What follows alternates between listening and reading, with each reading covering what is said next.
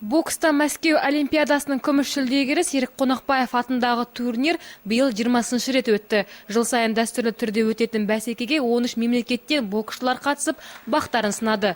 Дүбірлі жарыста ел құрамасының намысын теміртаулық Былғары қолғап шеберлері де қорғады. Олар 49 келі салмақтағы Ақниет Балтабаев болса, екіншісі 91 келі салмақ дәрежесіндегі Алмат Серимов. Екі боксшы да аталмыш додадан жүлдемен оралды. Ақниет провел 4 боя. Ақниет Балтабаев пен Алмат Серимов бұл сайысқа деген дайындықтары жақсы болды.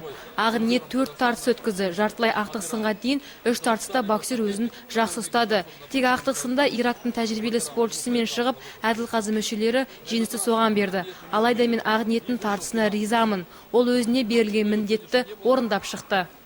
Мерейтойлы жарыста 13 елден 130 Былғары қолғап шеберлері қатысқан. Жүлдегерлер қатарында 7 елдің спортшылары көрінді, ал 4 елдің үкілеп қосқан боксшылары жеңімпаз атанды. Қазақстан құрамасы да биік белестен көрінді. 49 келі салмақ дәрежесіндегі Ақниет Балтабаев аталмыш додадан күміс жүлдені қанжығасына байлап қайтты. Ол ақтық сында ирактық боксшыға есе жіберген.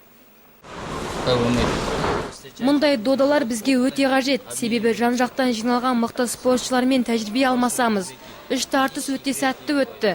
Тек ақтық сында тактикам жетпей Ирактың боксшысына жеңіс таптым. Осы сайыста басқа бір қырымнан танылдым десем артық емес.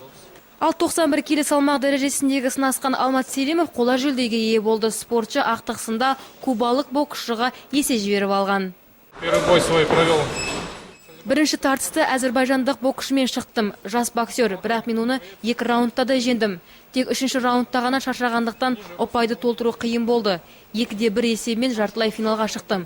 Тек ақтық сында кубалық боксшымен шығып, оның жетістігі өте көп, әбден сыналған боксшы. Тең тартыс болды десек те болады, бірақ жеңісті соған берді.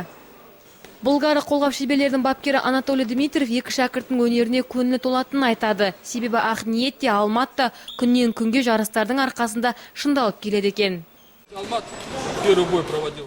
Алмат бұл жарысты 3-ші рет қатарынан 91 келі салмақ дәрежесінде шығып отыр.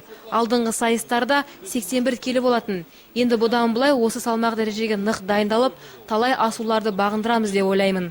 Қазір жас боксшылар мектепшілік сайысқа қызу дайындалып жатыр. Ол жарыс қала мектептеріндегі мықты Былғары қолғап шеберлерін анықтайтын болады. Ақерке Заирова, Нұрлан Егенбергенов, Сфера арнасы.